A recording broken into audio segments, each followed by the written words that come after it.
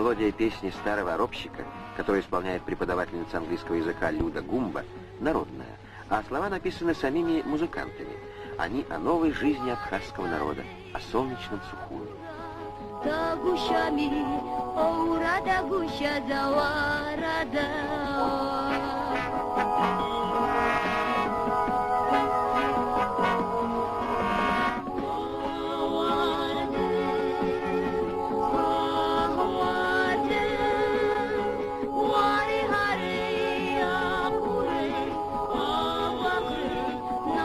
تحت نسكي شوار